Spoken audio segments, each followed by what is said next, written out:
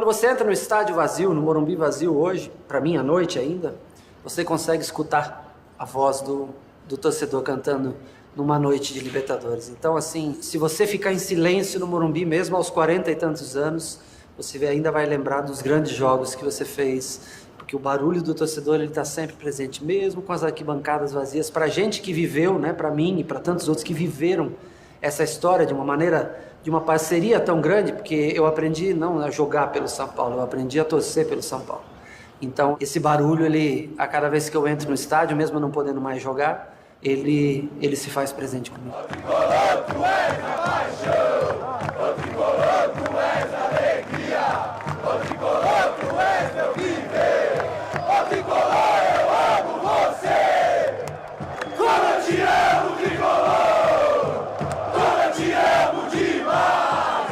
O dia que tu não existir, eu não quero sorrir nunca mais.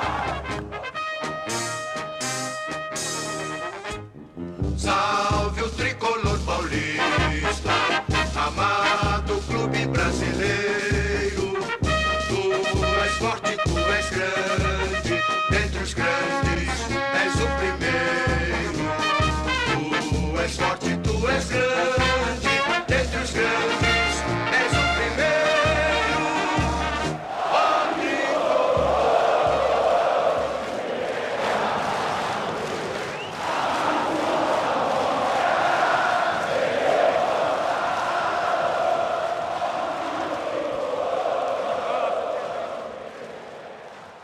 Como começou o São Paulo Futebol Clube? Então, a primeira coisa que eu falo é: não existiu o São Paulo da Floresta. São Paulo é um só desde 1930. Mesmas cores, mesma camisa, mesmo símbolo. São Paulo Futebol Clube nasceu da dissidência de jogadores e sócios do Clube Atlético Paulistano, que havia abandonado o futebol, se uniram com o clube, a Associação Atlética das Palmeiras. O Paulistano foi o primeiro grande clube brasileiro, tinha feito aquela viagem para a Europa, para a França principalmente, em 25, foi quando o mundo descobriu o Brasil, futebolisticamente falando.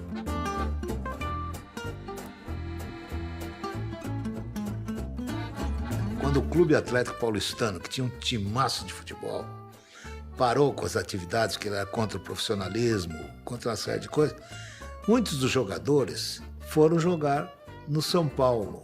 Fundou-se um São Paulo, que era uma mistura de estudantes, de gente da sociedade. O Paulistano tinha uma poderosa torcida e ele tinha vamos dizer, a elite de São Paulo, eles ainda tinham muito poder e tinham dinheiro, e o São Paulo nasce com isso.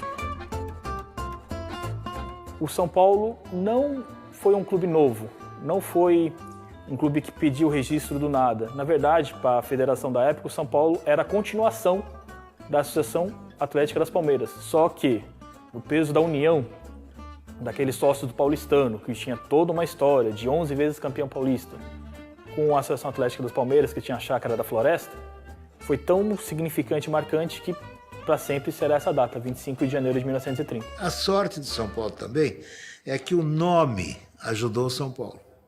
São Paulo da Garoa, São Paulo Futebol Clube, São Paulo. O símbolo foi criado por um alemão, Walter Ostrich.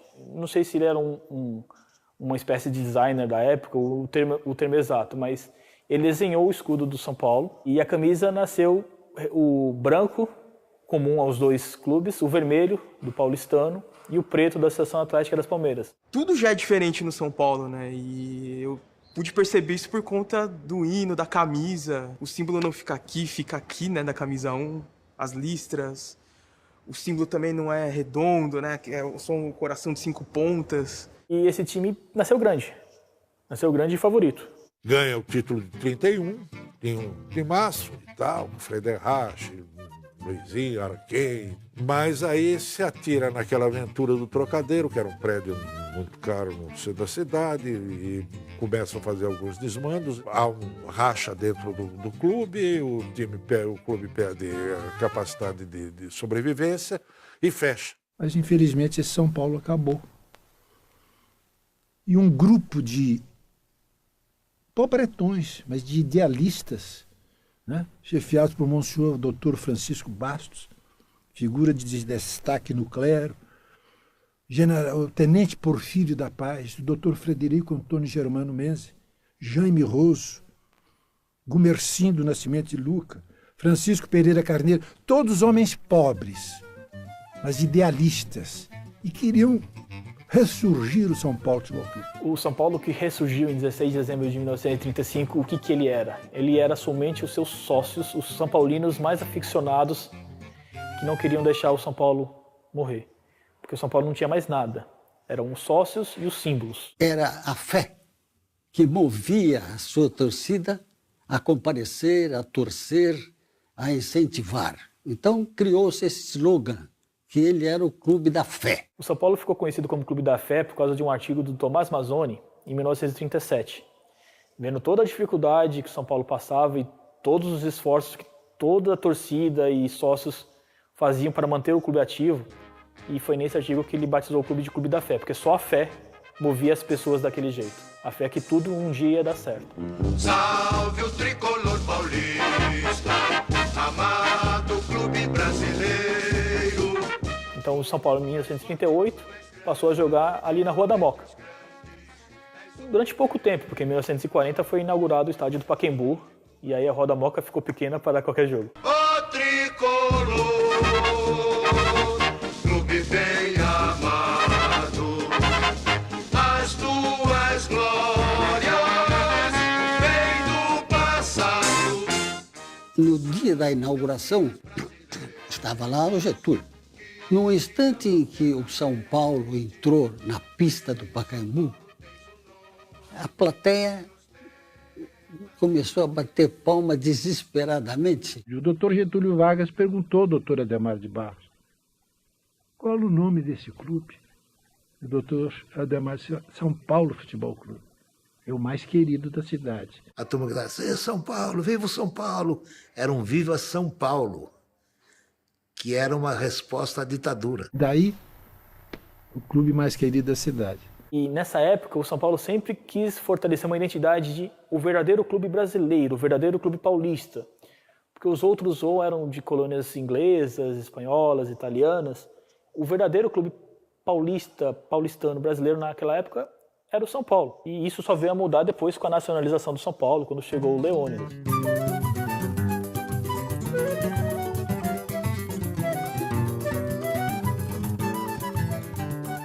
O Leônidas tinha parado de jogar no Flamengo.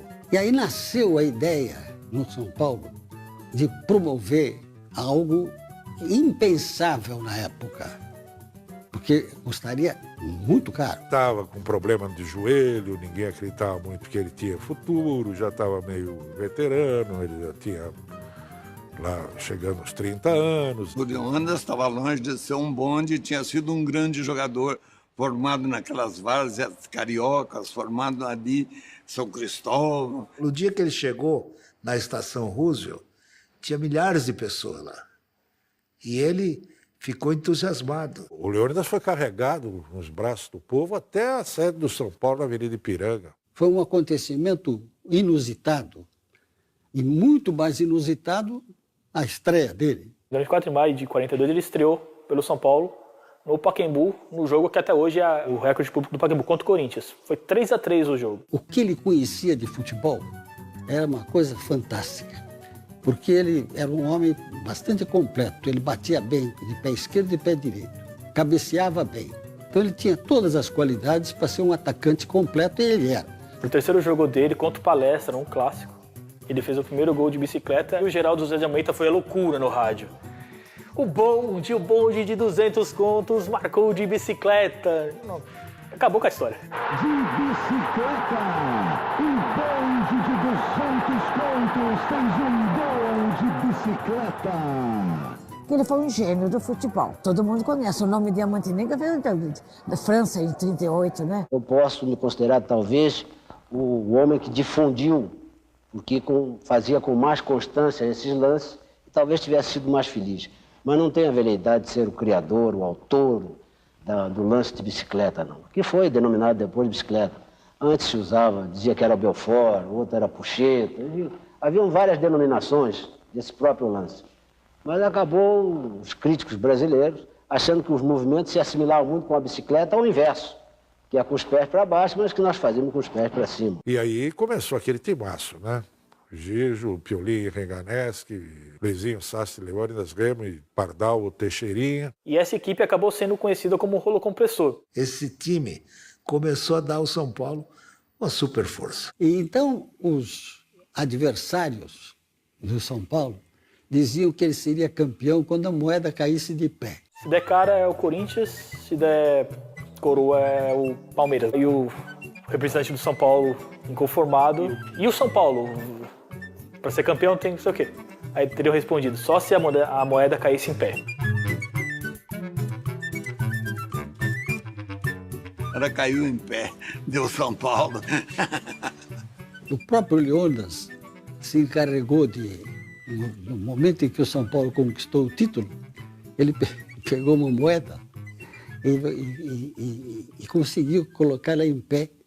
E isso foi um acontecimento que, obviamente, nunca foi esquecido, né? De 43, o forte do São Paulo era a linha ofensiva. Tinha Leônidas, tinha Sastre, tinha Remo, tinha Pardal. A partir de 46, 47, fortaleceu o meio de campo, Rui, Bauer e Noronha. Eram 3 jogadores de uma técnica esmerada, muita elegância no toque de bola, no passe. Então, o São Paulo era um time que privilegiava a classe. Não era time de correria, jogava tecnicamente muito bom. E essa fase é a fase áurea do São Paulo. Um timaço, novamente, e talvez tenha sido o maior time da história do São Paulo, né?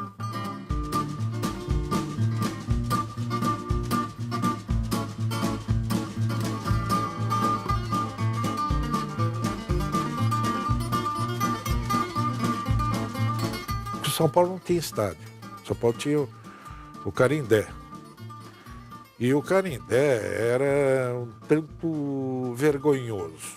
Muita gente fala que o São Paulo, na Revolução, na guerra, tomou conta daquele clube que pertencia aos alemães. Não foi bem assim. A área toda pertencia ao senhor Vanucci, que vendeu para o São Paulo Futebol Clube. E era um campinho que cabia 5 mil pessoas, 10 mil pessoas no máximo. Que era mais um campo de treinamento. Eram 2 grandes times em São Paulo, Palmeiras e Corinthians, 2 estádios em São Paulo, né? O Parque Antártica e a Fazendinha. O São Paulo era o novo, né? Um belo dia, eu me dirigi ao presidente do São Paulo Futebol Clube e digo, escuta aqui, por que nós não construímos um estádio? Ele falou, por quê? Porque nós não temos dinheiro. E era verdade. Porém, eu disse a ele, mas o dinheiro tem que vir do sócio, do torcedor, porque se nós admitirmos a ideia da possibilidade de construir um estádio, você não tem a dúvida que tem milhares de São Paulinos que vão aderir. Muita gente pensa que a venda do Canindé foi o começo do Morumbi. A venda do Canindé serviu para pagar as dívidas do São Paulo Futebol Clube. E o Morumbi foi lançado praticamente sem dinheiro, com a venda de ideias. E nos anos 50 começa com Cícero Pompeu Toledo e tal, e a turma lá, a desenvolver o projeto do Morumbi.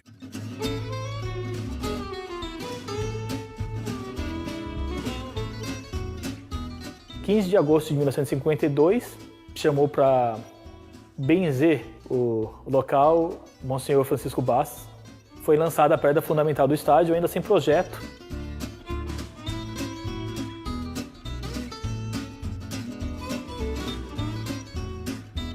E é claro que para fazê-lo, havia que sacrificar alguma coisa.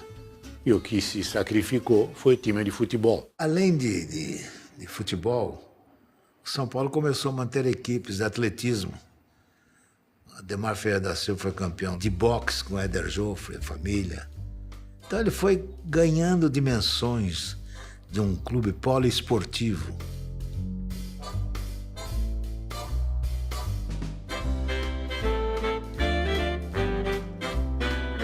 Eu comecei pelo São Paulo Futebol Clube e terminei como São Paulino no boxe. Ele começou treinando desde pequeno na academia do próprio pai, o argentino Kid Joffre, e a academia sempre foi ligada ao São Paulo. Então, enquanto ele era atleta amador, ele era um atleta filiado pelo São Paulo Futebol Clube. Depois que se profissionalizou, perde esse vínculo, só que ele sempre manteve isso no coração. Aí, nas Olimpíadas, não podia disputar pelo time. Era pelo país. Então, eu disputei pelo Brasil, mas São Paulino.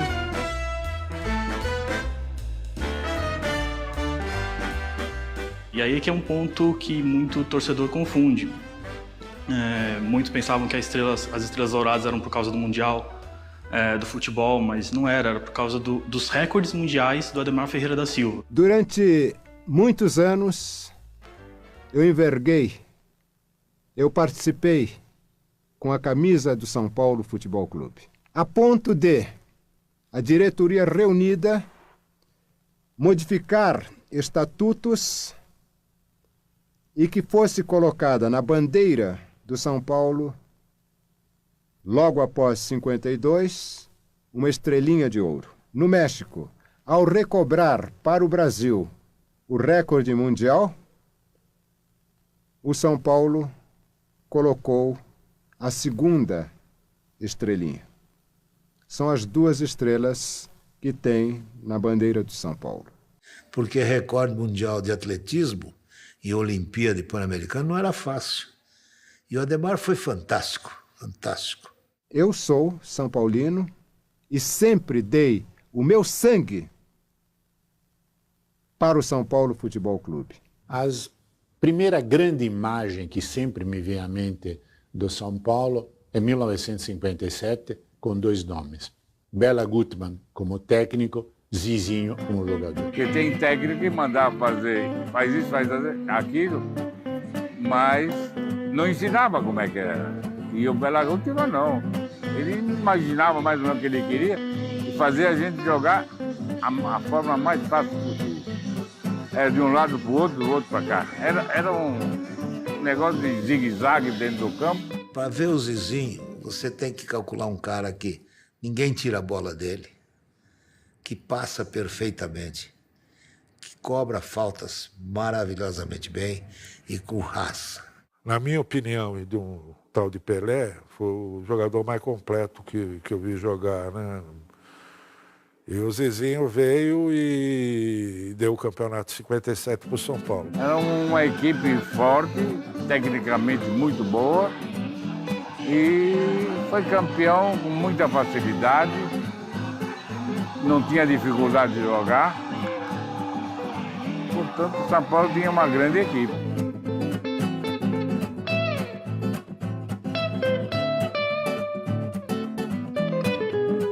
A história do canhoteiro no São Paulo é fantástica, porque um belo dia aparece um ex-técnico de futebol com uma magricela lá, que ninguém tinha ouvido falar nele, e ele dizia para o Fiola: põe ele para treinar que vocês vão ver o talento que vocês estão contratando. E o Zizinho dizia assim, o grande, jogando pelas beiradas, o grande foi canhoteiro. E a Garrincha era um louco. O Zizinho me disse isso. Foi a maior ponceira que eu vi jogar no mundo. Foi o canhoteiro. A bola podia vir vesga do jeito que fosse, ele punha a ponta do pé esquerdo, trazia a bichinha. Driblava, ele driblava para fora, para dentro, no meio das pernas. Fazia o diabo, não dá para acreditar.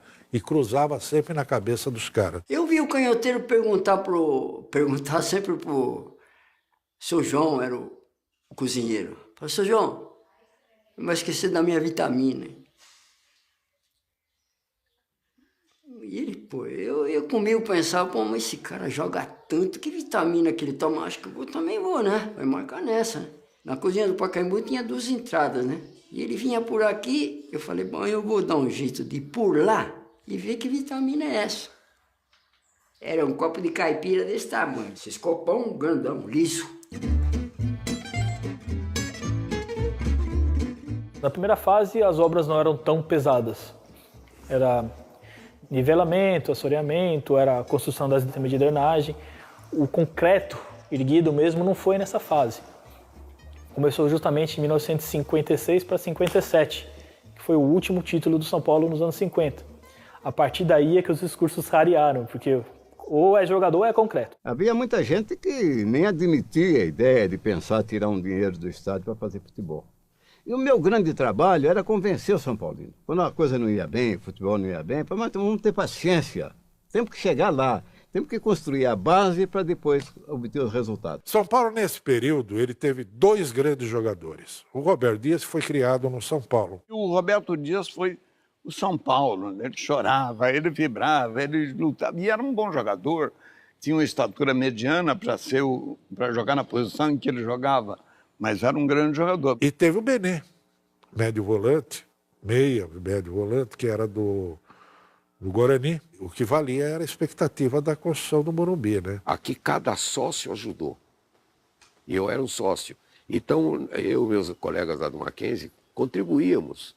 O Morumbi foi feito pelos sócios, com dinheiro dos sócios. A gente atendia o sócio ou não sócio, ia na casa deles para vender a cadeira cativa. Eu vim de várias cadeiras cativas, mas o campeão era o seu José Poi mesmo. Não havia São Paulino que não tivesse o prazer de receber a visita do astro que ele idolatrava, né? O Morumbi é o sonho tricolor que o saudoso Cícero Pompeu de Toledo plantou e que Laudo Natel e seus companheiros fizeram germinar. O São Paulo Futebol Clube, que tinha de seu apenas 11 camisas e uma tradição de fé inquebrantável, hoje é isto. Um clube que honra o slogan de São Paulo, a cidade que mais cresce no mundo. É o maior patrimônio esportivo já construído pela iniciativa particular. O monumental estádio Cícero Pompeu de Toledo já é uma realidade. Este é o São Paulo Futebol Clube de hoje, que não para de crescer. Sua fé fez brotar do solo do Morumbi um sonho que parecia impossível.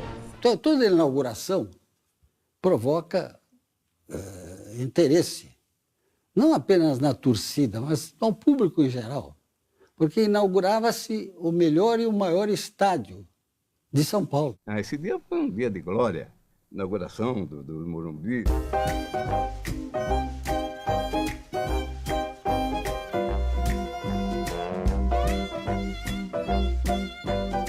Antes de eu fazer o primeiro gol no Morumbi, eu tinha assustado uma bola na trave já. Aí comigo, isso me lembro perfeitamente. Falei, hoje não é meu dia, mano.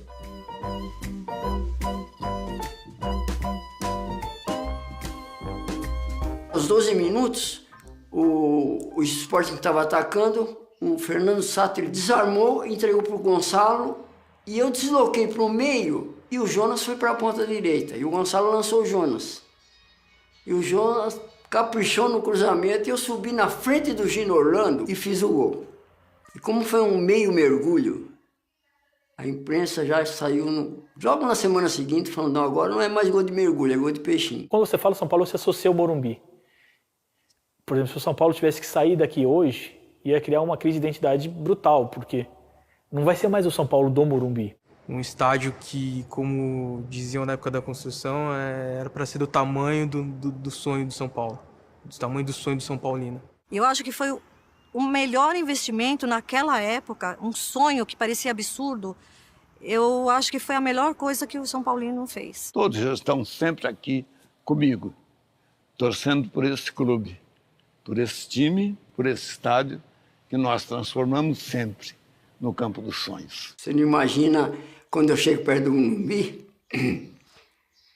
a satisfação que a gente tem.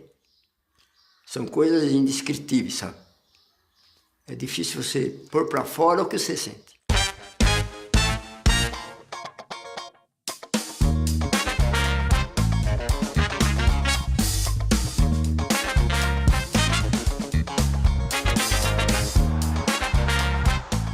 Porque quando eu cheguei aqui, o São Paulo fazia 13 anos que não era campeão. Mas eu não ligava. Aquela contenção de despesa, né? Que estava construindo o estádio, então não tinha uma equipe daquela boa mesmo. Naquela época se investia mais no estádio, né? Aí já começaram a investir no plantel, onde se formou equipes poderosas na década de 70. Então fui jogar com o Gerson, Pedro Rocha, Toninho. Nossa, minhas pernas tremiam.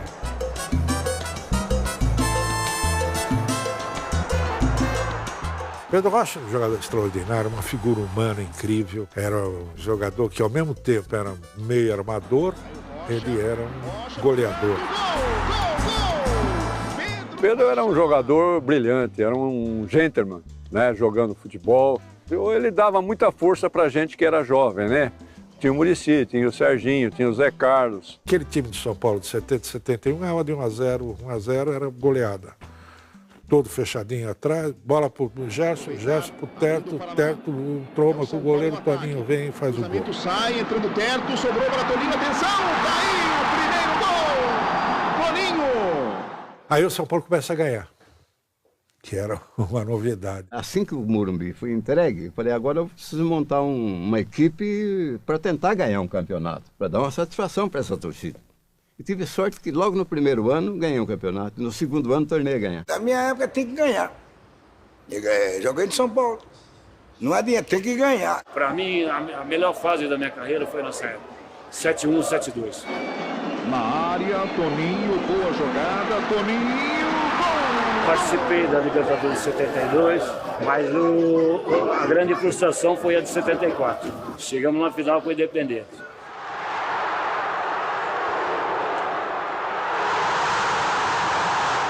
Ganhamos aqui em São Paulo, fomos a Buenos Aires, perdemos, e a Negra nós fomos para Santiago.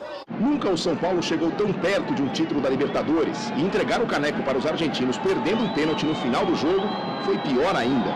Zé Carlos Serrão ficou marcado na lista negra da torcida tricolor. Ninguém quis bater o pênalti, entendeu? Ele não era o batedor oficial do São Paulo, né? Era outros mais experientes, mas sentiram na hora que a coisa estava muita pressão, e aí ele resolveu bater e perdeu e ficou marcado por isso. E a gente foi campeão em 75. Não era um timaço, mas era a união muito boa. Correu para a bola, tirou, defende Valdir! Campeão no São Paulo! Campeão paulista de 1975! Aí se descobriu o tamanho da torcida do São Paulo. Pelo menos ter ideia do tamanho da torcida do São Paulo. Serginho também foi. Tocou. Chicão levantou. Vai Serginho, atenção! São Paulo! Primeiro gol! Serginho! Aí pegou naquela fase que o Serginho, o Chulapa foi suspenso, né? Até ficou fora da final. Abraça Sérgio, São Paulo buscando. Serginho empata no último instante o São Paulo.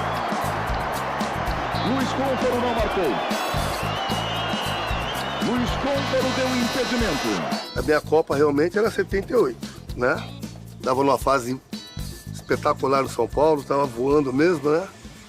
E aí teve esse episódio. Deu dar um bico na canela do Bandeirinha. Vandevaldo Rangel deu impedimento. E o Serginho, inconformado, foi e chutou. Se eu soubesse que eu ia tomar onda, eu tinha arrancado a perna dele fora. Podia fazer aquilo, né? Não podia, né? Mas, enfim, ele perdia, ele tinha o sistema nervoso dele, né? Foi um biquinho de leve só. Fez aquele estardalhaço todo, tá entendendo? Mais um motivo, ali já também estava num bom momento, tomei 100 dias de gancho. Por causa daquele biquinho só, coisas pequenininhas. Negrão, foi calma, meu, pode ser bravo demais.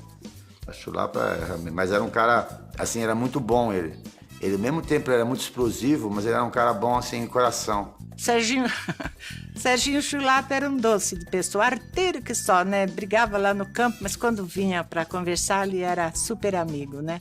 Eu encontrei bastante dificuldade, bastante obstáculo na minha carreira mesmo aqui dentro de São Paulo. Mas eu soube suprir essa má fase que eu tive aí uns tempo atrás, desde o começo do juvenil. E graças a Deus consegui pular todos os obstáculos tranquilamente. No começo foi visto pela torcida do São Paulo com certa distância, é um grosso. Mas não era nada. Pô, a gente jogava muito bem. Eu me lembro, por exemplo, da estreia do Serginho.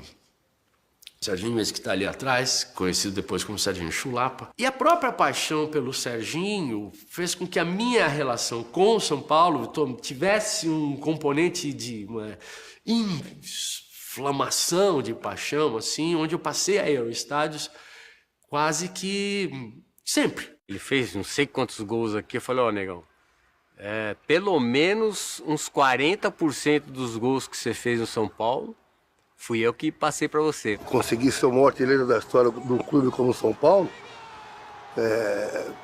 dá um currículo espetacular para mim, né? Feliz de ser o maior artilheiro até hoje, que dificilmente alguém pega. Tentaram me pegar, mas não conseguiram, né? Olha o segundo aí.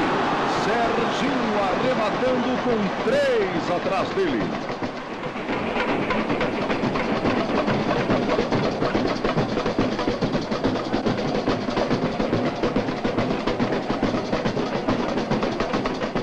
A forma do campeonato era diferente. Era por grupos, classificava. Então, na hora H, o time funcionava. E nós sabíamos que o Atlético ia ser muito difícil. E nós fomos para lá com aquela dúvida, né? Jogava Reinaldo, jogava Serginho ficou, tá suspenso, aquela confusão toda. Aí domingo de manhã tocou o telefone, aí era um dirigente de São Paulo, ele falou, mas você tem que pegar o Chulapa, e trazer ele aqui para Belo Horizonte. Eu falei, você tá louco, essa hora, onde que eu vou encontrar o Chulapa? O Chulapa deve estar numa balada ainda, acho que lá era 9 horas da manhã, o Chulapa, eu não vou encontrar ele nunca, cara. O jogo era 4 horas. Ele me achou num bar lá na Casa Verde, já com passagem comprada, tudo. Falei, pô, mas esse negócio, você vai pra Belo Horizonte, pô, fazer o que lá? Não, o Minelli quer armar um esquema lá. O que você tá fazendo aqui, moleque? Falei, vim buscar você, meu. Os caras querem que eu te ponha no avião aí, meu, você tem que ir pra Belo Horizonte. Falei, é loucura, meu. E tava chovendo pra caramba, tava feio o tempo. Aí peguei um jatinho, você vai? Eu falei, eu não. Aí eu fui sozinho, né? Maior medo, né? Uma chuva que tava lá também. Aí foi com uma estratégia do Minelli. Aí cheguei no Mineirão, entrei no vestiário, troquei de roupa, né? Comecei a fazer o aquecimento e o Minelli deixou a porta aberta. Era tudo uma encenação, porque não podia jogar. Aí o técnico do Atlético entra em pânico. Manda chamar o Reinaldo. Diz, bom, se o Serginho vai jogar, eu jogo o Reinaldo também. E foi aqui só ameaça, né? Antes do jogo, os caras ameaçando o Reinaldo. E aí o São Paulo chegou com o Chulapa e falou, tá bom, se pôr o Reinaldo, eu ponho o Chulapa. E os dois eram artilheiros, né? Os dois eram os principais artilheiros.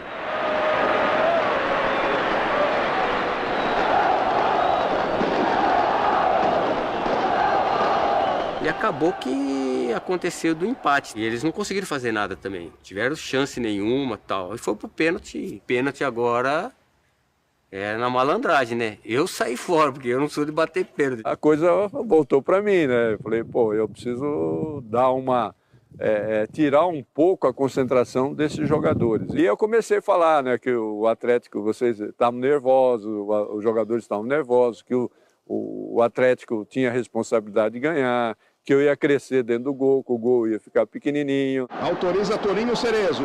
Inicia uma caminhada, bateu, errou Toninho Cerezo. O humor desequilibra as pessoas. É a maneira mais inteligente de se fazer. Ele fazia isso, aquilo deixou o pessoal do Atlético, que era um time melhor na época. Até chegar a cobrança do Márcio, última cobrança. Aí eu cheguei e passei a mão nele, né? No bumbum dele. E ele olhou para mim assim e tal. Eu falei, esse já tá no papo. A torcida do São Paulo agora é para que o Atlético erre essa cobrança de pênalti. Zé Sérgio está fazendo sinal para o Valdir que a bola vem no canto direito dele. Atenção, partiu Márcio, errou! O São Paulo é campeão brasileiro de futebol de 1977. Vitória da raça, vitória da vida, vitória do São Paulo. Por isso é que São Paulo é o clube da fé. Quando na verdade ninguém esperava, o São Paulo consegue chegar até lá. Só uma coisa importante, Rubens Minelli, tricampeão seguido do Brasil. Nós tivemos realmente muita satisfação de ver o nosso trabalho coroado de êxito, porque o São Paulo, tido e havido e desacreditado quando nós iniciamos o trabalho, foi uma equipe que teve uma conduta regularíssima. O Minelli foi o treinador assim que começou no Brasil mudar o futebol brasileiro, o Minelli. Ou seja, foi na época o cara que eu mais aprendi no que diz respeito assim, a futebol tático, que antes não era tanto assim, né? Então ele começou a inovar. Na falha da zaga, o Valdir Pérez.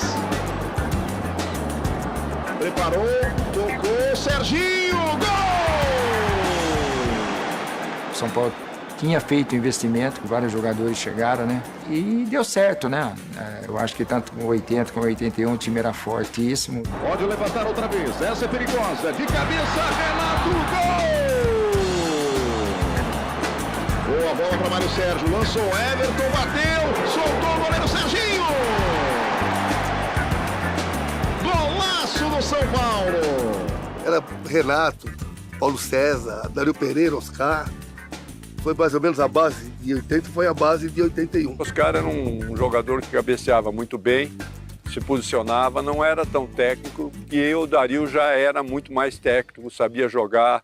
Então combinou muito bem o futebol dos dois e formou uma dupla de zaga mesmo excepcional. Um completava o outro. Na hora de sair pro jogo, saiu o Dario. Né? Na hora de segurar o jogo, o Oscar que comandava ali na defesa para segurar o jogo. O São Paulo, nessa época, nesses 10 anos, ou era campeão ou era vice, campeão ou vice. Então não tinha crise. Agora com perigo, bola perigosa lá na entrada da grande área, subiu o Renato Sá ajeitou para Baltazar, dominou, golaço! Pena que não ganhou aquele campeonato, né? Era só as injustiças de finais, né? Só que o Grêmio também tinha um grande time, né? Enfim. E a gente acabou surpreendido um dia que a gente lembra até hoje, muito triste, porque estava lotado o Morumbi, só tinha São Paulino e era duro você sair, aquele silêncio, mundo triste. Isso foi uma frustração muito grande, porque a gente achava que aqui a gente ganhava e que ia ser campeão brasileiro aqui dentro do Morumbi. Agora à noite o estádio do Morumbi recebeu um público diferente. Pelo menos 30 mil pessoas, a maioria crianças e adolescentes, vieram para a estreia do show de Menudo em São Paulo.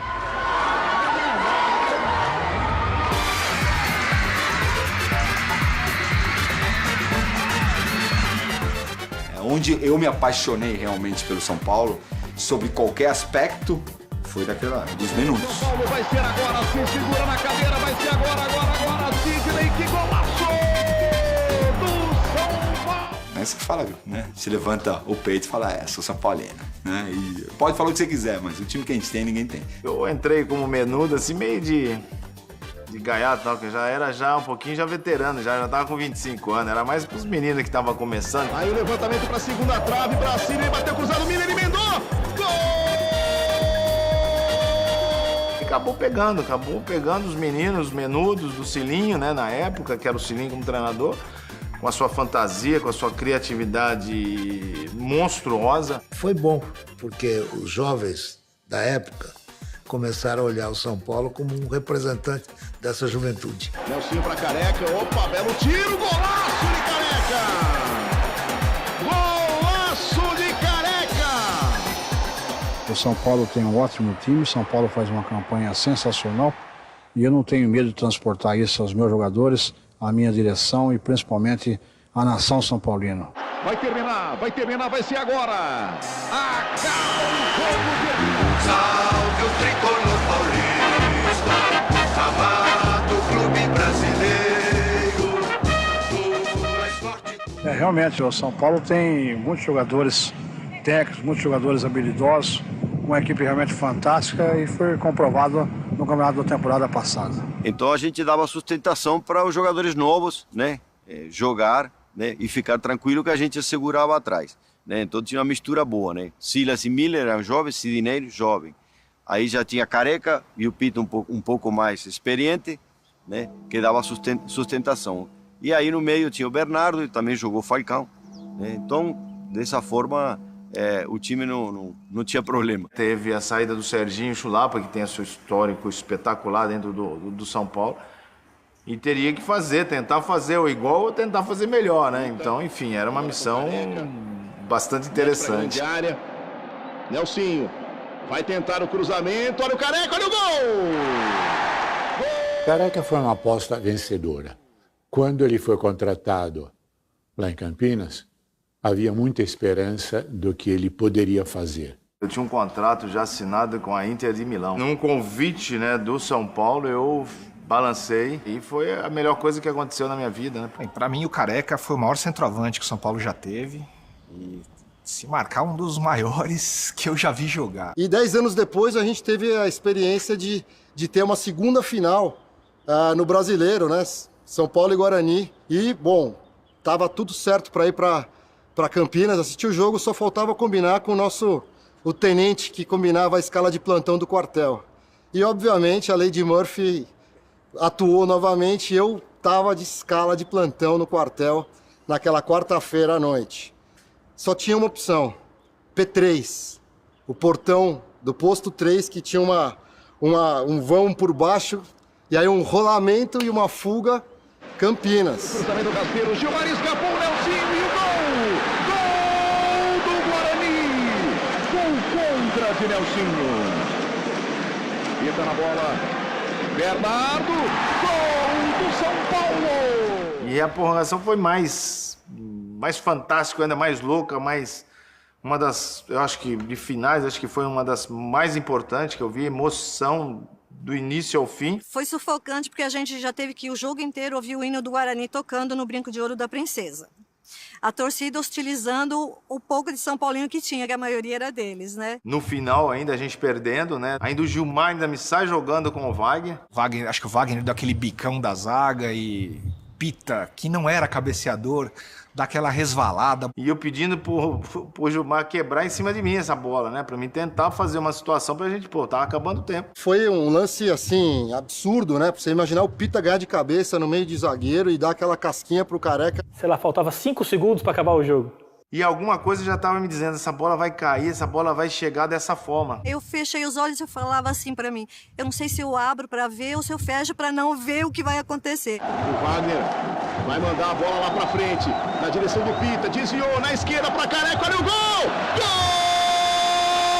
Gol do São Paulo! Careca aos 13 minutos do segundo tempo da prorrogação, empata o jogo no Brinco de Ouro! Bati, soltei a perna esquerda, se pega na cabeça do Sérgio Nery, arrancava a cabeça dele. 2-2, e agora, seja o que Deus quiser, né? Agora é cobrança de pênalti. No momento eu tava, uma vibração, empolgado por ter feito o gol. E ali, na hora que eu cheguei, os caras, deixa o Careca bater. Eu nunca fui grande batedor de pênalti, mas eu sempre encarei, sem problema nenhum. Primeira cobrança para o São Paulo. E aí vem Careca. Aquela adrenalina, Careca fez um baita golaço. Careca colocando, defendeu Sérgio Nery. Erra o pênalti. A hora que o Careca perdeu, cara, falei, não é possível que o São Paulo vai perder essa final, depois de ter feito tudo isso, né? Mas tudo bem. Toma pouca distância, João Paulo. Foi pra bola. Alto por cima. Perdeu. Joga pra fora, João Paulo. Eu nem me lembro direito como foi a sequência dos pênaltis. Eu só sei que a hora que chegou pro Wagner bater o último, né? E que tinha que fazer... Nossa, cara, ajoelhei e comecei. Essa bola tem que entrar, cara. Atenção, torcedor tricolor. O São Paulo pode ser campeão brasileiro agora. Wagner vem pra cobrança. Vai ser agora. Wagner! Gol! São Paulo campeão brasileiro de 86. São Paulo campeão. Uma semana de detenção usando verde, da farda. Mas embaixo tava a camisa do tricolor, porque eu fiquei feliz, preso, vendo o jogo, não tinha o que fazer mesmo, vendo o jogo, replays. E foi o primeiro título brasileiro que a gente assistiu aí com o Tricolor, que foi emocionante com um grupo de amigos lá no Brinco de Ouro. E aí perdeu o Careca, mesmo assim em 87 ainda foi campeão com o Lê. E depois foi campeão de novo em 89. Foi a época que o São Paulo começou a perceber que a prata da casa era um bom caminho, viu? E acho que desde então começaram a aparecer jogadores, tem apostado nessa ficha até hoje, Cotia, enfim. Esses caras são os pais de Cotia, né, os menudos. Ali o São Paulo realmente se firmou com uma grande torcida, a torcida cresceu, até o ponto do Tele Santana, que realmente, né, trouxe uma galera jovem pro São Paulo. O primeiro grande São Paulo da minha geração, que nasceu no começo da década de 70, foi a tal máquina tricolor do início da década de 80. Aquele time começava com o Valdir Pérez e terminava no Zé Sérgio. Depois, esse apelido voltou também na fase do Tele Santana com um nome mais moderno. Virou a máquina mortífera.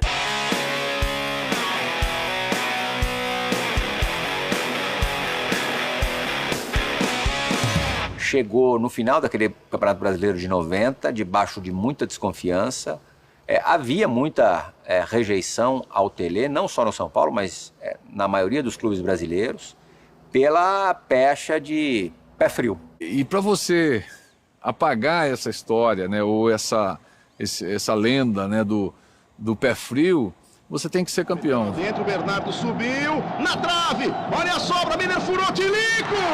Gol!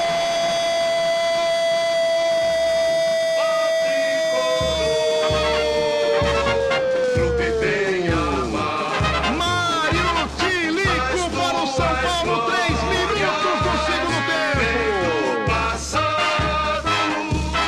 É um título importante. Eu já tive outros títulos como jogador, como técnico, mas esse foi, eu diria, só especial, porque era o único estado que eu não tinha conseguido ganhar um título ainda, era São Paulo. Ali apareceu um time espetacular. Uma cena que é inesquecível, a gente no vestiário, eu, o Miller, não sei o que, a gente subiu no muro, assim, e a torcida invadiu, e os jogadores todos em cima lá do muro, cantando o hino junto com a torcida, assim, foi uma coisa inesquecível, assim. Foi a segunda conquista do São Paulo no ano. Foi campeão brasileiro e campeão paulista. E a comemoração começou aqui no vestiário, regada a água. Tá faltando um título mundial agora pro São Paulo? Faz tempo, né? São Paulo já conquistou tudo aqui dentro, tem que pensar maior. Tele Santana, pra mim, eu lembro muito dessa imagem de ser um cara que tá sempre na beira do gramado, que se não contenta muito ficar no banco de reservas e pensando no jogo, e jogando junto.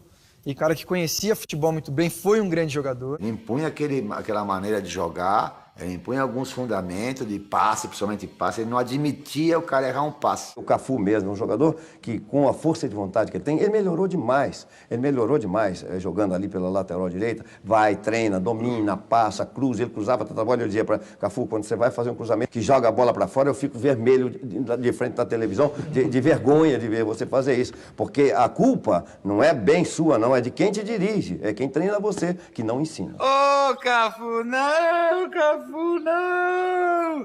De vez em quando a gente reúne o pessoal, ainda começa a imitar o que o Tele falava, né? Mas uma coisa importante do Tele, eu falava pra todos os meninos que treinavam com a gente. Se o Tele tá pegando no seu pé, tira isso como uma boa, tira isso como uma lição, cara. Porque o Tele só pega no pé de quem ele gosta. Mas o São Paulo sempre foi uma característica de futebol bonito, principalmente por toda a história do Tele. Sempre se jogou bonito. E aí, no ano seguinte, em 92, eu não sabia o que era a Libertadores da América. Até ali não se dava muita importância para a Copa Libertadores, até o começo dessa campanha mesmo. A coisa foi ganhando corpo ao longo do torneio.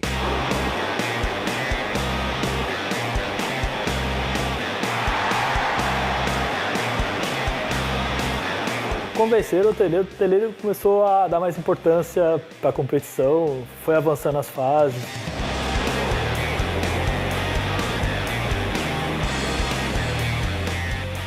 Jogos extremamente violentos, as torcidas eram extremamente hostis, né, nos outros países. Era complicado, né? Bomba, barulho, não sei o que, era um terrorismo cada jogo, jogando fora. E os outros países sul-americanos davam muita importância e apelavam mesmo, literalmente apelavam para ganhar de qualquer forma. Então eu acho que aquilo provocou a gente, assim, pô, se a gente quiser ganhar algo mais, ter uma projeção maior do que a nacional, a gente vai ter que aprender a lidar com isso. Eu tinha certeza que a gente ia ganhar. Mais de 100 mil pessoas, 105 mil pessoas aqui no estádio, 15, 20 mil do lado de fora. Foi, acho que, o momento mais emocionante que eu presenciei, assim, enquanto movimento de uma torcida durante um jogo. O time do São Paulo era, uma máquina. E a bola não entrava. Teve que entrar o Macedo aí pra sofrer aquele pênalti. Lá vem o São Paulo, cruzamento de Adilson, Palinha com a bola para Macedo, derrubado na área, pênalti! Pênalti para o São Paulo. Foi um dos momentos mais fortes da minha carreira, com certeza, da vida, né? E responsabilidade de bater o pênalti faltando poucos minutos no final da Libertadores, em casa. E o São Paulo era um título inédito. São Paulo, 1-0 aproxima o time do Projeto Tóquio. Lá vem Raí, partiu. Quando eu parei que o Raí bateu, eu já olhei. Quando eu vi o goleiro dando um passo pra cá, que a bola foi saindo, eu falei, nossa, vai entrar. Quando a gente vai pro pênalti, eu falei, eu quero bater o pênalti. Não sei se é o primeiro, o último, pode me pôr aí. E falei pro seu Tele, pode me colocar que eu quero bater o pênalti. Fabrício na bola, pé esquerdo na trave. Aí decisão por pênaltis, os argentinos do Newell's perdem, o Ronaldão perde. A vez é do zagueirão Ronaldão, ele parte pé esquerdo na bola, defendeu o goleiro. Aí o Gamboa, que tinha mais cara de argentino do Newell's, era cabeludo e tal, vai bater o último pênalti, canto esquerdo ali do Zete. Zete, a chance de título para o São Paulo, vem o Gamboa. O Gamboa, ele bateu mesmo meia altura no canto esquerdo. Boa no canto esquerdo, Zete! São Paulo, campeão da Libertadores da América. O gol do título da Libertadores era eu. E eu não perdoo o Zete até hoje por causa disso. Pô, eu ia fazer o gol do pênalti. Mas aí já não vi mais nada. Já começou aquela invasão dentro de campo. Parecia que as pessoas, elas brotavam no gramado. A gente estava lá em cima na arquibancada, um olhou para a cara do outro. A gente desceu pelo placar e caímos aqui na geral e invadimos o campo. Imagina o São Paulo com toda a história, com a grandeza do São Paulo. Você ganhar o primeiro título da Libertadores. Vão ganhar a terceira, quarta, quinta, décima, vão ganhar. Mas a primeira Libertadores... eu ganhei. Nós ganhamos. E isso, de uma certa forma, traz também uma tensão. Né? Você vai pro Japão, você é um jogo, né? É um jogo só. Você não sabe quando você vai ter a oportunidade de jogar de novo. Então, a gente tem que fazer alguma coisa diferente, cara. Pelo menos pra assustar os caras, né? Alguma coisa, os caras vão achar que eu tomo louco, alguma coisa assim. Tava vendo o jornal e observei que os jogadores do futebol americano, né? Todos eles tinham uma pasta, né? Embaixo do olho. Eu não sabia que era tinta, né, que você passava. Aquele lápis que passa no olho, né, das mulheres. Se eu pedi pra esposa do seu Fernando que ela me emprestasse. Ela falou, eu tenho um lápis, tem um pouquinho. Eu falei, não, dá tudo pra mim. Dá tudo. Eu dou outro pra senhora, mas me dá tudo. E eu comecei a pintar aqui assim no espelho, cara. Eu comecei a pintar e ficou daquele jeito. Ficou mais feio ainda, né? E o Zete também. Eu passei o lápis de olho, eu pintado, pô, também quero, né? Passou lá. Mas ficou a marca de time de guerreiro. Começa o jogo. Barcelona com perigo, encosta Adilson. Gol! Foi assustador pra gente. Foi, nossa, vem vindo uma carreta sem freio aqui pra cima da gente. 1 para o Barcelona, 0 para o São Paulo. Boa bola do Palinha pro Miller. Vamos na velocidade. Vai pra grande área. E deu aquele corte e o cara passou direto e cruzou pro Raí. Bom lance, Miller. Bom lance. Olha o gol.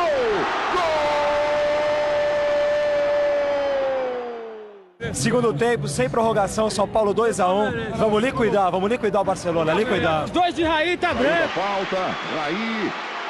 Deu certo o Ronaldo, Palinha tentou.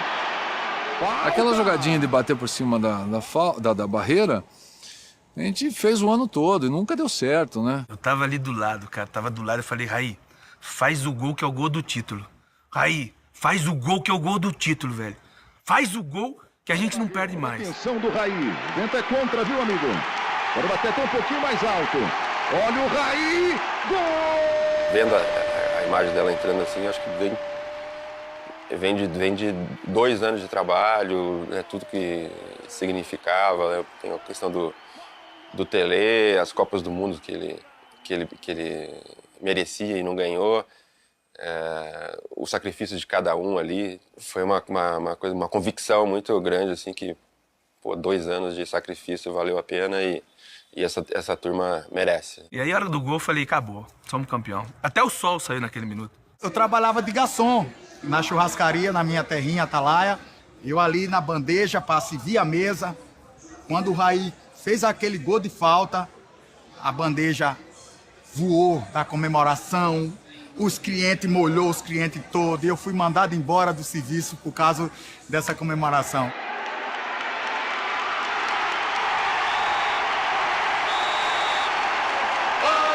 E eu perdi a força naquele momento, porque eu tinha deixado tudo dentro do jogo.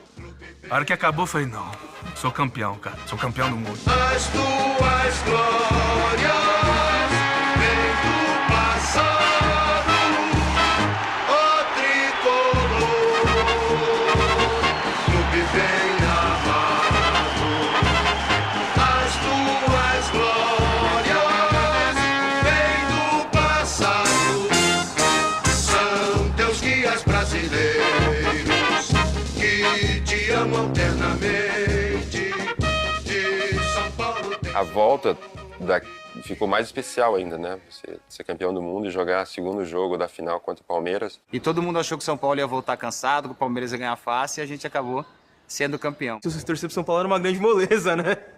De fato era, né? 92, 93 foi uma época mágica. E eu lembro dessa sensação, assim, da gente chegar no estádio como se fosse dar um espetáculo e não jogar uma partida de futebol. Afinal, o primeiro jogo contra a Universidade Católica, na minha opinião, a maior exibição do São Paulo de todos os tempos. Pra mim, acho que foi o maior jogo que eu vi em loco no estádio, foi esse jogo.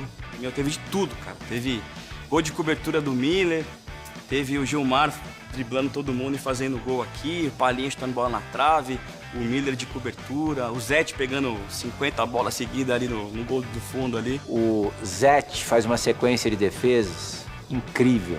4 defesas sensacionais. Eu nunca vi um São Paulo tão perfeito, tão tranquilo em uma final de competição como foi aquela, mas muito tranquilo. Quando o juiz apita o final do jogo, um adversário me cumprimenta e fala assim, olha, é impossível, é um fenômeno, esse time é um fenômeno, é impossível.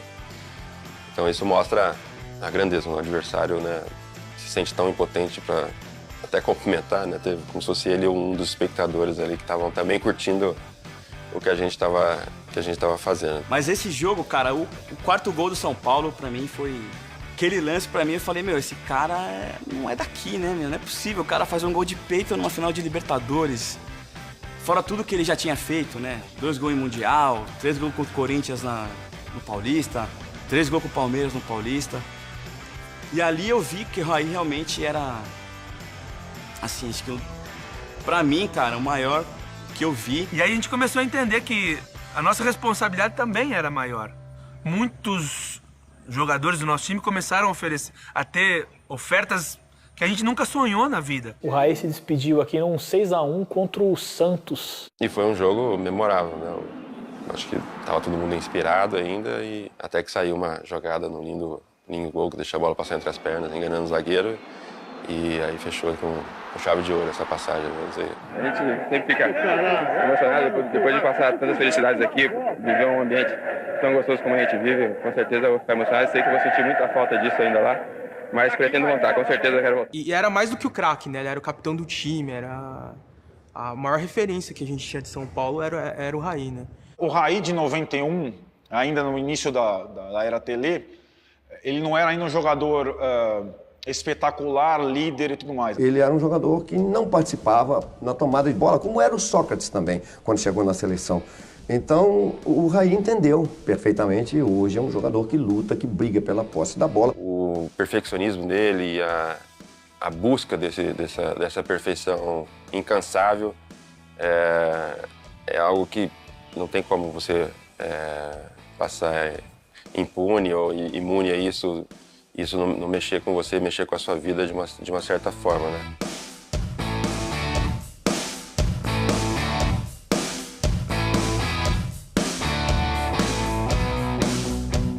O cara fazia gol em todo jogo decisivo, cara.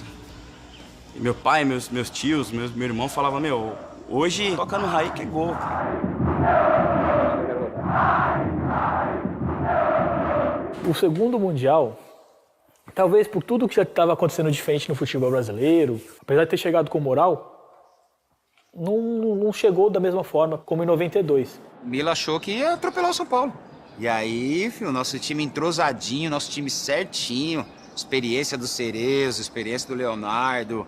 Nós perdemos o Raí, muita gente achou que a gente não ia conseguir ser campeão novamente, porque tinha perdido o Raí, mas ganhamos experiência com o Toninho Cerezo e com o Léo. Eu sempre falava que não existe sorte, azar, existe o trabalho, né? O poder de reação, né? Que a gente executa no treinamento e você faz, né, essa ação num jogo. Bola para a grande área, 2 livres, gol! E o São Paulo cruzamento na esquerda, Cerezo!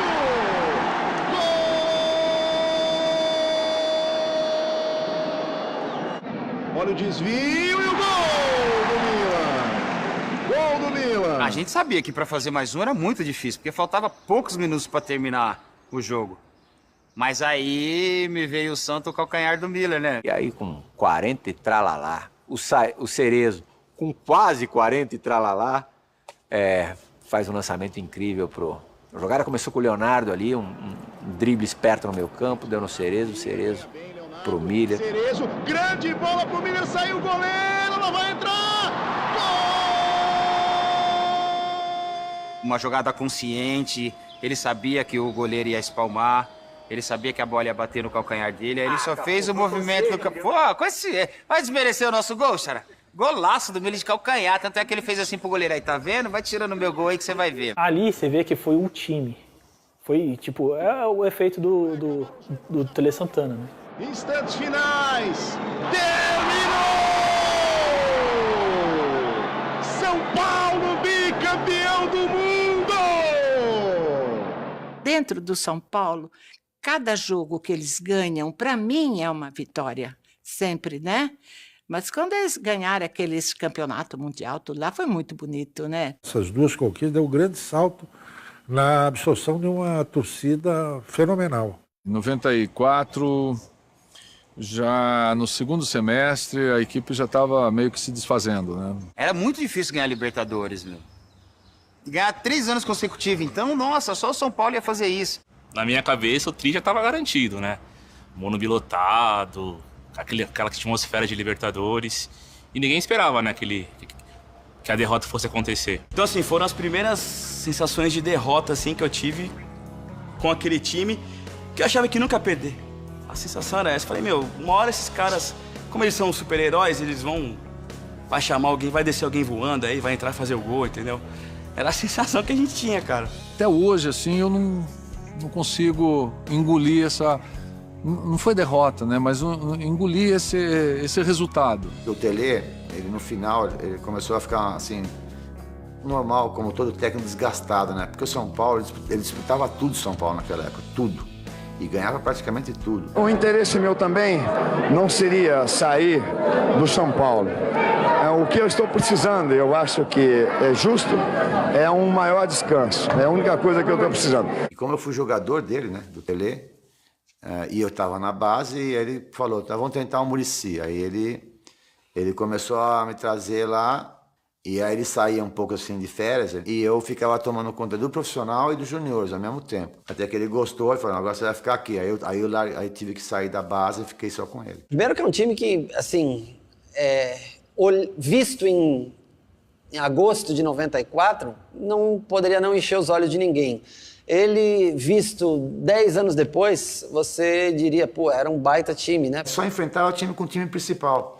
E sempre na molecada, sempre na alegria, sempre, sabe, deixando os caras fazer o que eles gostavam, que era jogar bem, correr, porque tinha muita saúde, o time tinha muita saúde, né? E aí foi dando certo, foi tomando corpo, né? Foi o título mais importante, entre aspas, da minha carreira, porque foi a partir dali que as pessoas começaram a ver a possibilidade de existir um goleiro que pudesse jogar no São Paulo. Em 96 eu lembro que o Zé sai e o Rogério ainda tinha aquela coisa de, pô, a gente não sabe direito quem ele é e tal. Então foi sofrido demais. Essa sensação de um início de declínio, que foi mesmo. São Paulo começou a ter um declínio, começaram a sair esses jogadores. Era evidente que aquilo estava acabando, se imaginava que o Tele pudesse promover aquela reformulação. Mas eu já também acompanhando bem o Tele, sentia que a energia dele já não era a mesma, então o futuro de São Paulo era um tanto quanto sombrio. Eu que cheguei aqui para ficar 2, 3 meses, estou há 5 anos. Portanto, é realmente uma data especial para qualquer técnico. Eu acho que devia ser assim nos outros clubes também, a permanência de um técnico, mesmo até nos momentos difíceis. Porque o Tele foi uma estrela que brilhou no São Paulo, né? Ele levou São Paulo à glória, né? Eu via quando chegava, que ele saía fora do Brasil, vinham os troféus de carrinho, né?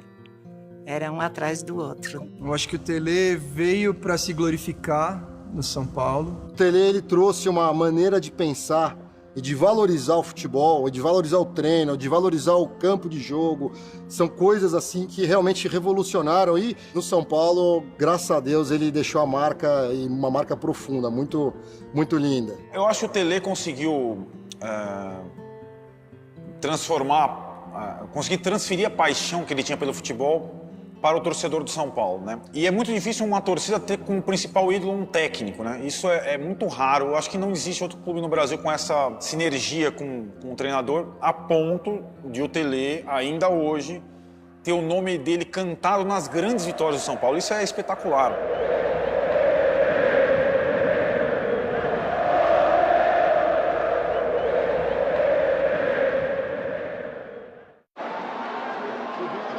Veio cruzamento com desvio, subiu França, tocou, Raí! Aquele time era um time bacana de se jogar e o fato da chegada do Raí, que eu acho que foi muito importante para mim. Eu que pude conviver com ele no início da década de 90, um cara que ganhou títulos importantíssimos pelo clube, tinha uma magia muito grande com o torcedor, da camisa 10, do cara que jogava de cabeça erguida. Na hora que ele subiu, o estádio veio abaixo, cara, porque era o cara que representava todas as conquistas do São Paulo naquela época, vencedor, decisivo, artilheiro, craque, né? Craque de bola. Já cheguei aqui me sentindo em casa, mesmo sendo outros jogadores, mas no clube, ali eu percebi a força da minha identificação com o São Paulo, né? Eu chego e me sinto completamente à vontade. Eu lembro do meu pai falando, cara, o Raí vai voltar. Agora a situação é diferente. E ele chega para uma final de Campeonato Paulista contra o Corinthians, baita rival que tinha ganhado da gente em 97, que foi uma final que eu sofri pra caramba. Eles ganharam o Campeonato Paulista da gente em 97. E o Raí chega e faz o gol do segundo jogo da final, faz o primeiro gol de cabeça no começo do jogo. Esse cara é Deus. Ele foi um ano... Não sei de ressurgimento, mas deu uma alegria, né? Depois de uns anos de ostracismo, de ganhar nada, ver os rivais ganhando e a gente não. Ele valeu como um ânimo a mais, né, pra torcida. Chegou por um jogo só, fez um gol de cabeça e comemorou o título. Aí o terror do Morumbi, meu. E termina o jogo! O São Paulo é campeão paulista de 1998! Mesmo se não estivesse aqui, eu acho que seria o campeão. Mas pelo menos o pé quente de voltar na hora certa, no momento certo, pro time certo. Tudo isso mostra que eu tenho sorte e pé quente. Quando eu era auxiliar do Tele, né? O Rogério não jogava ainda, né? E ele era o único cara que treinava falta. Por incrível que pareça, era o único cara que batia falta. Ele ficava lá, mesmo não sendo titular, nada, acabava o treinamento, as turmas iam embora, ele ficava lá, batendo na trave. E eu ficava observando isso. Falei, pô, que coisa, né? E ninguém precisava incentivar ele. Ele pegava as bolas, punha a bolinha lá e começava a bater, isso sem jogar. Fazer um gol para um goleiro já era fantástico, já era especial. Fazer um gol em uma final, num clássico contra o Santos, aí eu acho que foi talvez a reafirmação ou a afirmação final que faltava para tirar qualquer dúvida, como que na época a imprensa criou de valia a pena um goleiro bater faltas ou não. Eu acho que aquele gol naquela final foi o carimbo que era necessário para se confirmar que valia a pena. Pô, um gol de um goleiro numa final de campeonato, né? Então, até então tinha sido o momento máximo do Rogério com a camisa do São Paulo, né?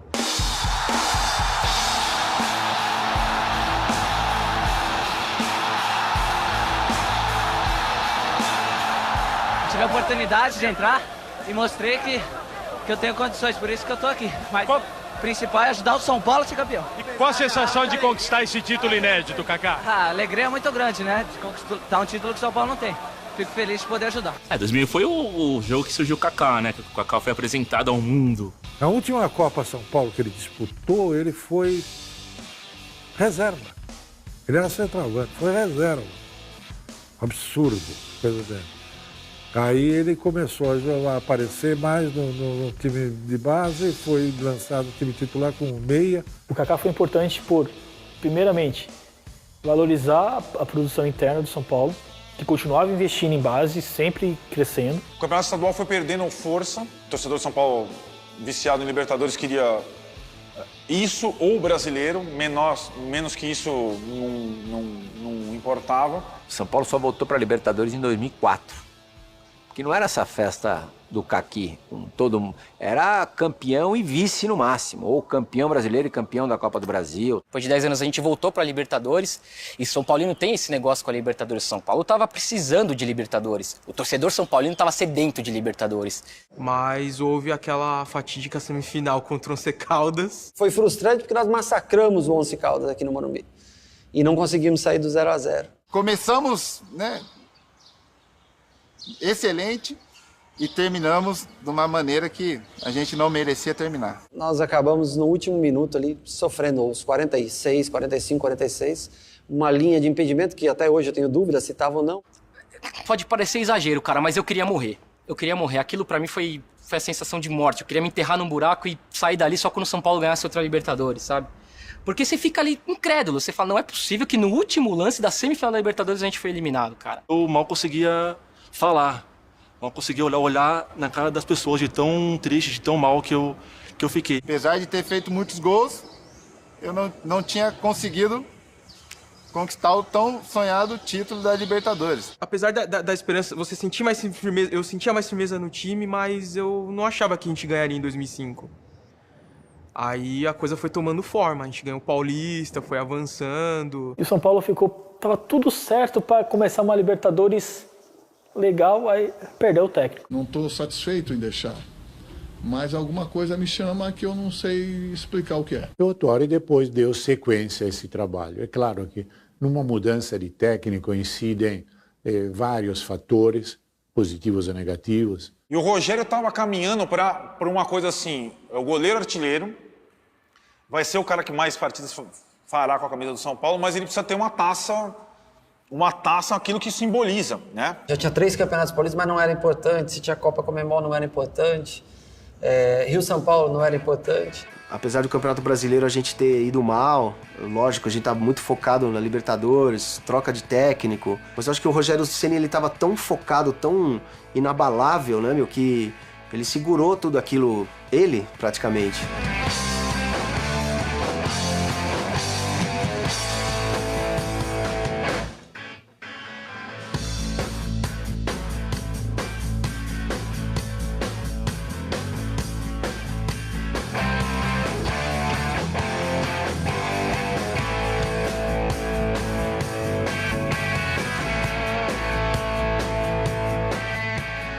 Aquele grupo, um grupo muito bacana, mesmo com a perda do grafite naquela competição, a chegada do Amoroso em cima da hora para os jogos semifinais. E aí aquele time começa a ganhar forma, começa a ganhar cancha. Trabalhei na semifinal contra o River Plate em Buenos Aires.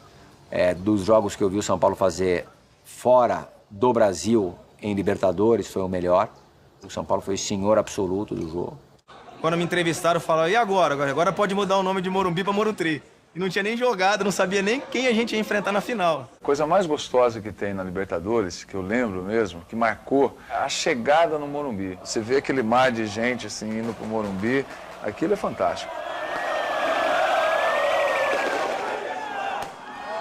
O que mais tem nessa hora é gente que chega e fala, cara, isso é só futebol, sabe? Os caras estão ganhando um monte, você tá aí, sofrendo.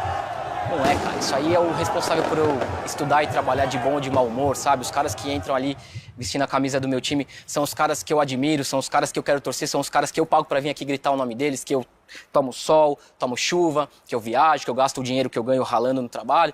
Então, pode até ser só futebol pra você, cara, mas pra mim não é. Pra mim isso aqui é sério, cara. Pra mim isso aqui é difícil. Quando machuca, é muito difícil. E quando a gente ganha, cara, é uma felicidade que parece que tudo na minha vida tá legal. E 2005 foi assim. 2005 foi a grande prova pra mim que tudo que eu tinha feito até então tava valendo a pena. E aquele foi um atropelo, né? Aquela final ali parecia realmente a final de 93 de novo, que eu tava revendo. Só que em vez do Zete era o Rogério, em vez do Raí era o Danilo, em vez do Miller era o Amoroso. O São Paulo passeou, né? 4-0, numa noite também mágica. Ver o time voltar a levantar taças importantes foi fundamental e foi um brinde, um prêmio para a nossa geração que sofreu tanto assim, né? Entre 94 e 2004, né? Esse é meu time de coração, eu jogo aqui faz 15 anos.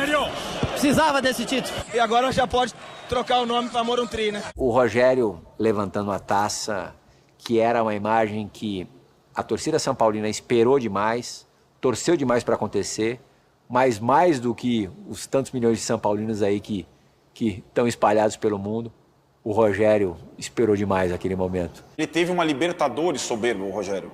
Ele não só, como goleiro foi excepcional, como ele fez gols absurdos. Ele estava tudo que o cara fazia dava resultado. Eu só talvez conseguiria finalizar minha trajetória no São Paulo quando eu conseguisse voltar ao Japão numa outra condição.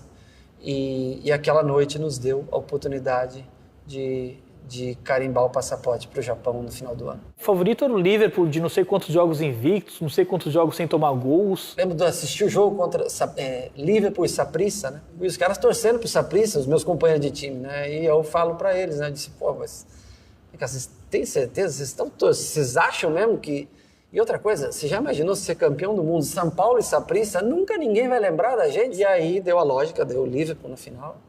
E talvez aí um dos momentos mais especiais, que foi aqueles 90 minutos contra o Liverpool.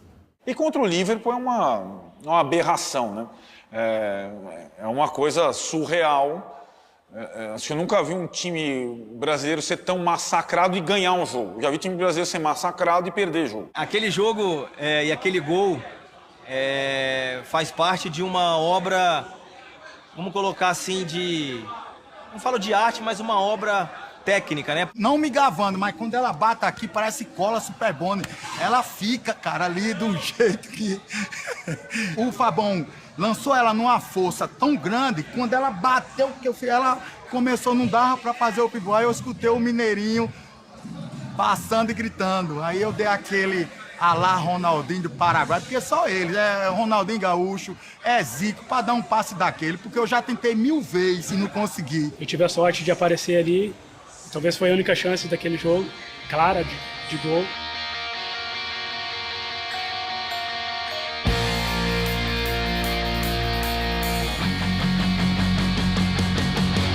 E aí o Mineirinho deixou a qualidade dele indiscutível, guardada lá no estádio de Yokohama. Não foi o gol do Mineiro, o gol de uma equipe que batalhou, uma equipe que tinha um ideal. Então eu não me considero um herói, mas todos aqueles que participaram, direto ou indiretamente, para que aquilo pudesse realizar, são heróis. Mas chegou uma hora que a gente não conseguia nem sequer sair de contragolpe, que o jogo virou mais difícil. E como falei para você, o fator sorte, que também é importante neste futebol, né? Obviamente acompanhado com a monstruosidade de Rogério.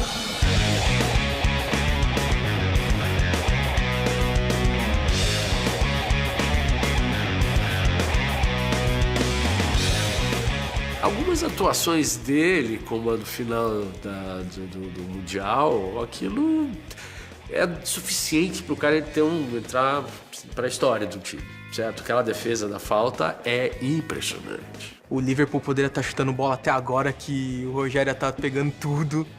Ele tava abençoado ali, era um negócio fora de série.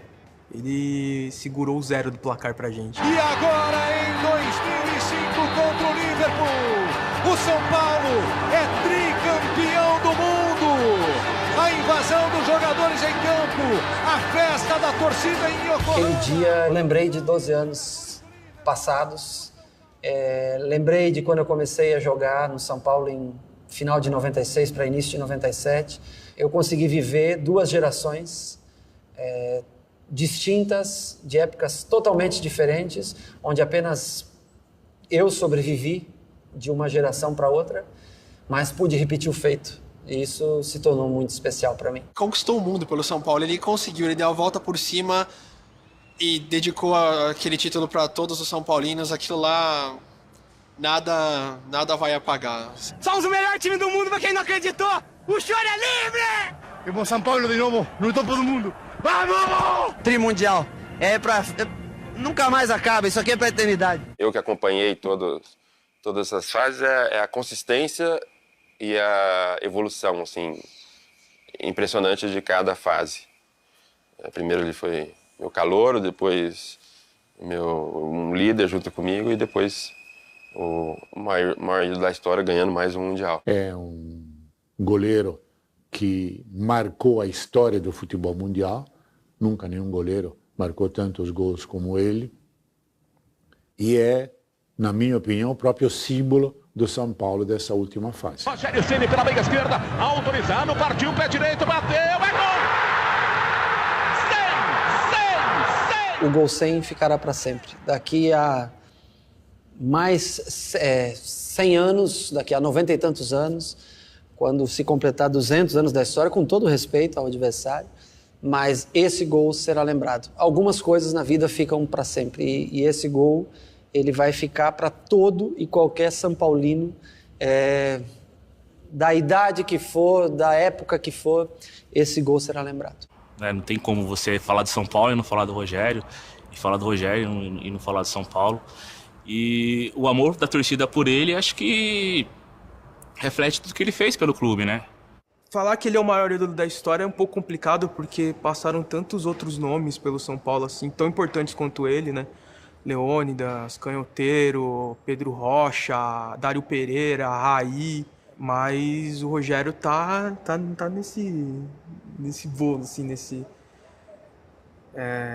grandes nomes, e para muitos é o maior. A vantagem é de que o cara tá muito tempo no clube, é isso, ou seja, ele se preocupa muito mais com o clube do que com ele, às vezes, né? O Rogério é mais ou menos assim, e eu também, porque a gente foi criado aí, então a gente tem a outra maneira de ver de todos que estão lá. E eu dizia, puta, mas não é possível, cara, eu vou passar minha história aqui, campeão da Libertadores, campeão do mundo, campeão paulista, campeão Rio-São Paulo, campeão Conmebol, e não vou ganhar um campeonato brasileiro. E aí se tornou uma obsessão, mas com um começo muito difícil, com a derrota da Libertadores seguinte, de 2006, a final. Ser torcedor é essa montanha-russa aí, cara. Ser torcedor é isso. 2006 doeu um pouco mesmo, doeu muito, mas um pouco menos, porque o São Paulo foi grande do começo ao fim naquela Libertadores. E o Inter também. E foi uma final digna de dois times ali que mereciam levantar aquela taça. Até hoje não tem um dia pior que aquele, porque tava tudo na mão, a gente tava tudo encaixadinho. Um jogo de final não se pode errar. Errei, paciência. O gol também que nós tomamos tava tudo encaixado, tava os nossos melhores cabeceadores, tava os melhores defesas, o nosso time era muito alto. Foi o pior dia, porque aquele time tinha tudo para ser campeão da Libertadores, que era um time muito forte.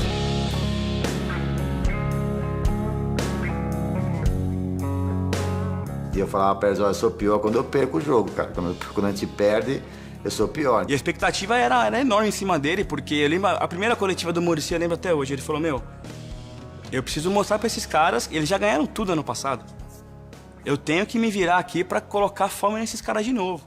A gente perdeu a Libertadores, jogo seguinte, Cruzeiro, Mineirão, pelo Brasileiro. Um jogo que a derrota era muito provável, São Paulo toma 2-0 logo de cara. O Cruzeiro tem um pênalti para fazer o 3-0 e afundar a gente, né, em crise, né? E o Rogério pega o pênalti e vai lá e faz 2 gols no jogo, empata o jogo. Aí eu falei, cara, a gente tá vivo nesse campeonato aí, dá pra brigar. Todos os campeonatos que você analisa, você sempre vai achar um jogo mais importante do campeonato, né? Eu acho que esse jogo foi um dos mais importantes pra gente em termos de moral. O nosso time ficou muito forte depois disso.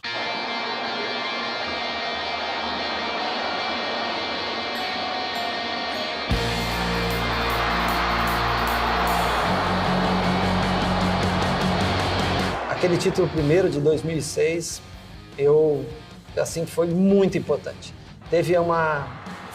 Foi equivalente à importância dele, pelo tempo que a gente não conquistava, ao Mundial do ano anterior.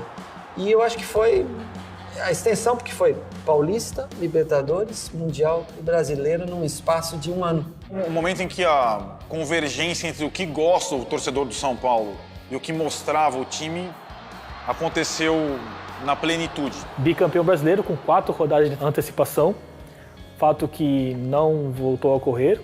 E o São Paulo conseguiu fazer times que iam se reciclando, mas sempre com essa característica.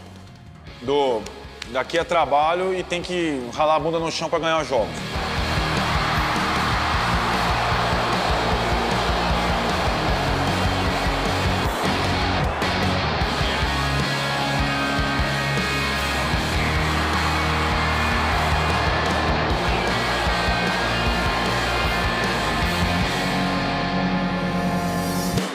futebol brasileiro é difícil você repetir 3 vezes um feito com tantos times com chance de ser campeão. E 2008 foi o ano mais difícil da conquista, porque era um time já... Um ótimo time, mas com um elenco muito mais limitado, muito curto. Então, aquele ano, com todas as... Nós passamos 18 rodadas sem perder.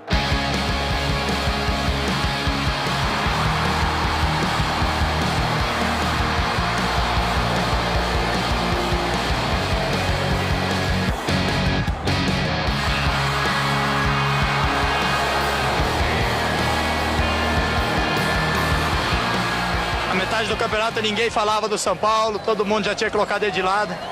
E esse é o grande problema, amigo, é descuidar. O que vai ser lembrado é a alma que esse time deixou, a entrega desse time. E outra coisa, tricampeonato. Ninguém, cara, ninguém tinha conseguido até hoje. O título de 2008 marca muito o que é o São Paulo na sua história, que é o clube da fé, de superação. Tá 11 rodadas atrás, todo mundo dando a gente como morto. E o Muricy conseguir daquele elenco que era o mais limitado de todos, dentre os que já tinham ganhado títulos importantes desde 2005, foi um negócio incrível. Ser campeão do mundo, ser campeão da Libertadores, claro, é completamente possível. É difícil, mas possível. Ser tricampeão brasileiro, ao menos até nos dias de hoje, é única e exclusivamente para o torcedor são paulino. É o único tricampeão brasileiro e nunca jamais, na forma em que é jogado o Campeonato Brasileiro, nunca ninguém será. Chega a emocionar um pouco.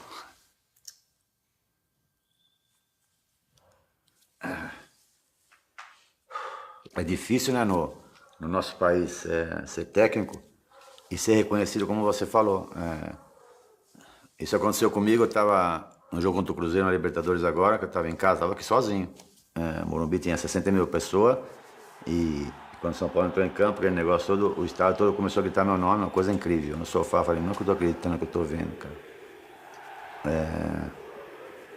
Como essa torcida é incrível comigo, né? Porque eles gritaram o nome do Tele, é normal e acho que tem que ser feito sempre mesmo, porque o Tele fez muita coisa por esse clube, o Tele ensinou muita gente a ser sério, a ser correto, né?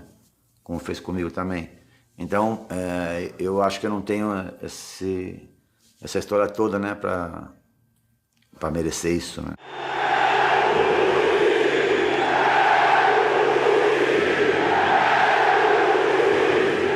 Eu fico muito feliz, primeiro, por ele, por ter tido a oportunidade de ser campeão pelo São Paulo como atleta e retornar ao clube e ter o carinho que esse laço que se criou com o torcedor são paulino. É um ídolo.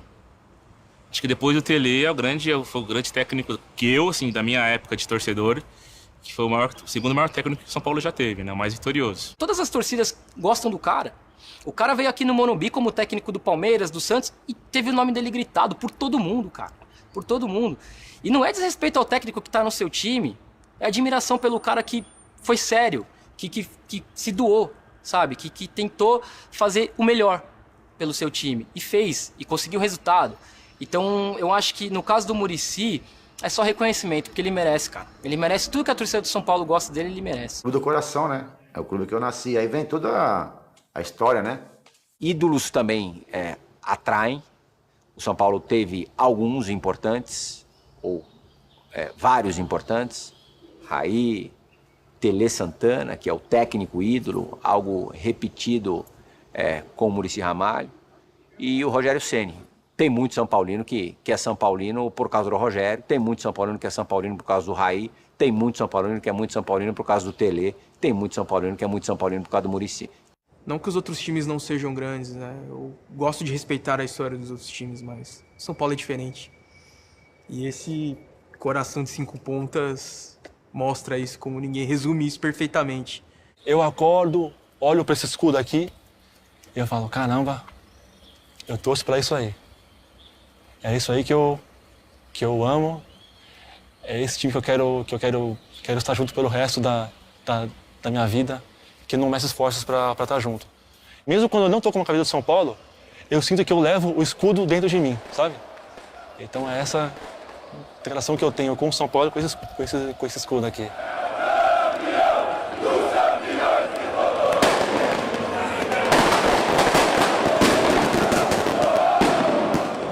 Seja o primeiro título, seja o último da carreira, mas nós viemos aqui para ser campeão.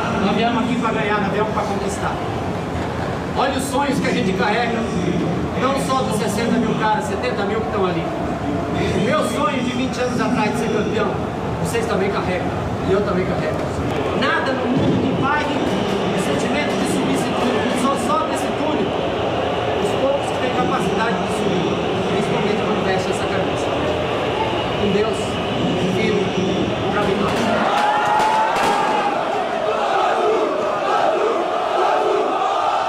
Para mim, o São Paulo Futebol Clube é algo eterno no meu coração. Se eu não tivesse vivido, talvez, essa história dessa maneira, eu talvez teria alguma frustração no futebol. Porque eu sei que eu cheguei no limite que eu podia chegar.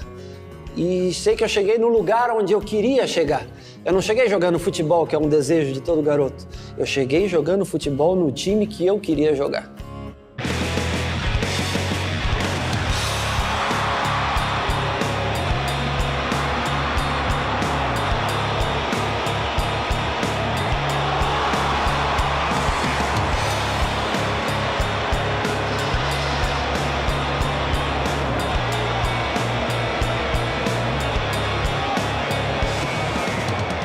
Quando eu saio do Morumbi, eu não imagino que eu possa voltar outra vez.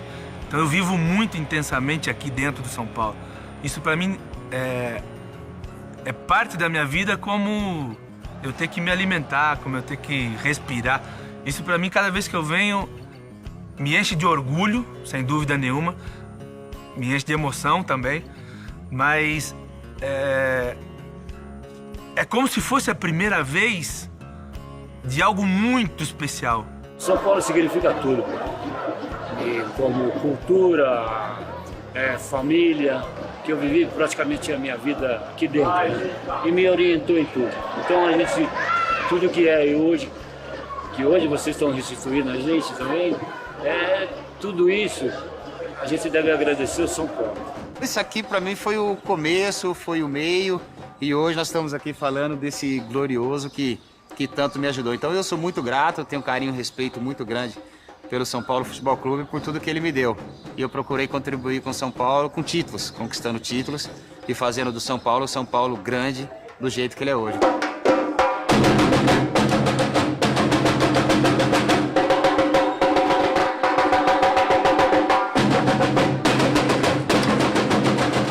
A minha vida pessoal, profissional, foi construída mesmo com muito orgulho no São Paulo, né? E eu defendo essas cores sempre.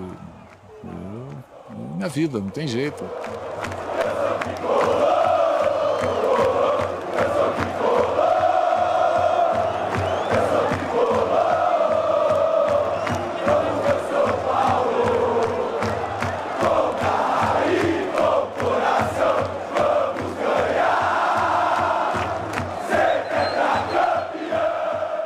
Tem uma magia que isso aí não dá para explicar. Quer dizer, a minha relação com o São Paulo é carinho, identidade, não sei o quê. E a torcida é que dá a magia em tudo isso. São Paulo, São Paulo, meu amor, meu amigo, não abre, estou contigo, sou torcedor do tricolor. A massa São Paulina é mente muito fina, que torce na chuva ou sol, do futebol, do Patropi, só mais é o tricolor do Morumbi. É um orgulho, além da paixão. Tipo, às vezes o orgulho tá acima da paixão, não sei te dizer. Mas é aquilo que, tipo, admiração, você sempre viu como algo diferente. Então, é aquilo, você admira do mesmo jeito que você torce. Depois foi tri, e a multidão perplexa grita, vai ser hexa. Aqui vive o amor dentro do São Paulo Futebol Clube. Eu falo assim que, eu não sei, viver sem o São Paulo, para mim vai ser muito difícil. Porque é como se eu sou o São Paulo, eu não sou torcedor, eu sou o São Paulo Futebol Clube. A história do São Paulo, para mim, é bastante conhecida, porque joguei lá, trabalhei lá, fui diretor lá e fui presidente. Então, praticamente, eu vivi a vida São Paulina, como eles falam. A minha geração é uma geração muito privilegiada, né, do São Paulo Futebol Clube. Porque, desde 77, quando conseguimos o primeiro título brasileiro de expressão realmente, né, foi hexacampeão brasileiro, tri-libertadores, tri-mundial, e eu vi tudo de perto, né, isso, acompanhei tudo de perto, né, que outro torcedor, né, numa relação com o seu time tem todo esse privilégio. Eu costumo brincar que eu sou São Paulo desde que nasci. Eu nasci com pele branca, olho preto, cabelo vermelho. Sendo São Paulino, mais uma vez, o que eu acho que tem de diferente é porque ele é o melhor, entendeu? É muito melhor. É ser São Paulino, ser paulista, paulistano. Para mim, o São Paulo é tudo isso. São Paulo, já diz tudo. É onde que eu vivo, é onde que eu moro. Então, ser São Paulino, para mim, é tudo. A minha maneira de ser paulistano, de agradecer a São Paulo, é ser São Paulino. Porque isso aqui tem as 3 cores desse estádio. Não se esqueçam nunca. São Paulo é São Paulo. O amor pelo clube, ele é eterno e inteiro. Ele é algo que não se desfaz. A minha história com esse clube, ela será levada até o fim da minha vida. Ô tricolor, clube bem amado, é a paixão. Amado clube brasileiro, tu és forte, tu és grande, dentre os grandes é e sempre será o primeiro. Salve!